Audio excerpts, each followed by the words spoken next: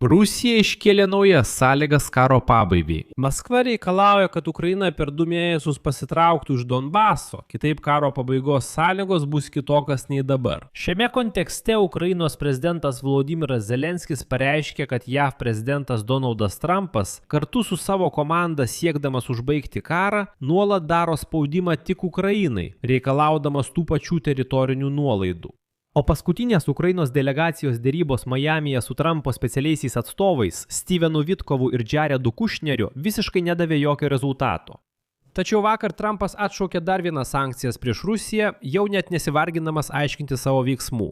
Jis sako, kad ten yra tanklaivių, kurie gabena konteinerius. Štai konteinerių pervežimai. Nuimkime nuo jų sankcijas. Tegul Rusijėlė užsidirba pinigėlių, nes jai to labai reikia. Primenu tai po to, kai JAV panaikino sankcijas Rusijos naftai. Pasakė, kad tai laikina priemonė, iš pradžių 10 dienų, paskui mėnesiui, vėliau Trumpas pasakė, kad gal ir neatnaujinsime tų sankcijų. Todėl Zelenskis paaiškino, kodėl Trumpo strategija dėl Ukrainos yra visiškai žlugusi. Mano vardas Aleksejus Pečijus, kviečiu kartu aptarti šią temą, bet prieš pradėdami šią laidą paprašysiu jūsų paremti šį YouTube kanalą savo auka, mokama prenumerata arba rėmimu YouTube platformoje. Kaip tai padaryti? Visos nuorodos ir rekvizitai yra šio vaizdo įrašo aprašyme. Laidos pabaigoje, jei jums pasirodys įdomi ir naudinga, galite palikti savo auką jums patogiu būdu. Ten, patikėkite, yra įvairios platformos, banko rekvizitai, kriptovaliutų piniginės, PayPal, Patreon, Buy Me a Coffee ir rėmimas per YouTube. Žodžiu, tikrai išsirinkite tai, kas jums labiausiai tinka. Taip pat užsiprenumeruokite mano Telegram kanalą Pečiai News. Nuoroda į jį taip pat yra šio vaizdo įrašo aprašyme. Ten mes skelbiame operatyvias naujienas, kai tik jos pasirodo. Taigi, pasak Vladimiro Zelenskio, Rusija iškėlė naujas sąlygas karo užbaigimui. Maskva reikalauja, kad Ukraina per 2 mėnesius pasitrauktų iš Donbaso. Ir kas svarbu, pasak Ukrainos prezidento, Rusija naujus terminus paskelbė per Amerikos pusę. Kalbama apie reikalavimą, kad Ukraina pasitrauktų iš rytų Ukrainos. Citata.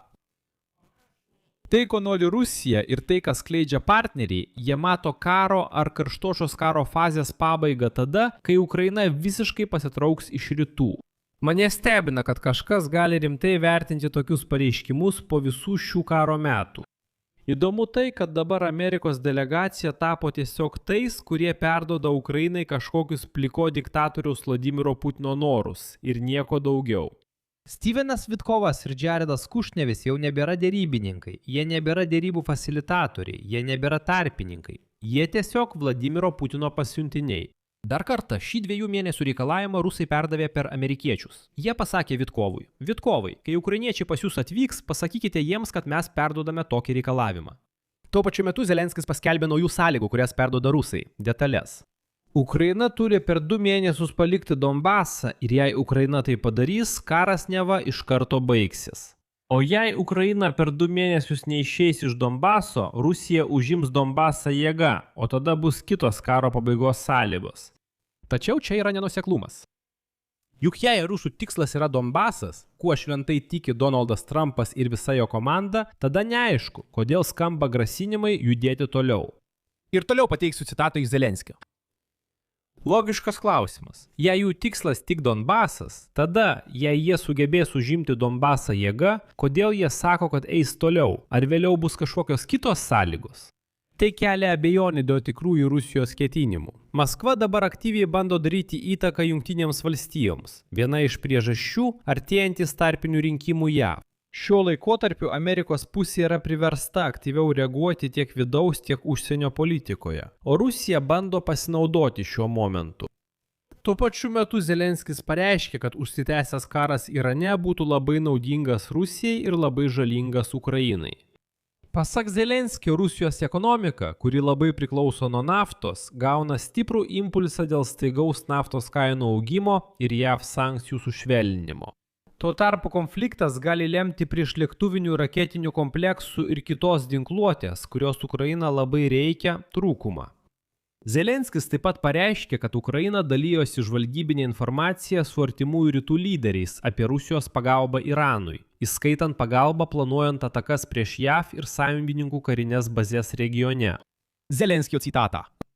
Esu įsitikinęs, kad Rusija nori ilgo karo artimuosiuose rytuose. Jie turi savo naudos. JAV sutelkė dėmesį į artimuosius rytus ir gali sumažinti karinę pagalbą Ukrainai. Sankcijos iš dalies panaikintos. Aš matau tik naudą Rusijai tęsiant karą su Iranu. Ar mane neramina, kad ilgas karas Irane gali apsunkinti Putino padėtį? Esu įsitikinęs, kad turėsime tokių problemų. Taip pat Zelenskis pareiškė, kad Ukraina pasidalijo įrodymais, jog Rusija suteikė Iranams palidovinės amerikiečių ir europiečių karinių bazių bei kitos kritiškai svarbios infrastruktūros nuotraukas. Tokiose šalise kaip Saudo Arabija, Kataras, Jordanija ir Jungtiniai Arabų Emiratai, kai Ukrainos prezidentas lankėsi artimuosiuose rytuose.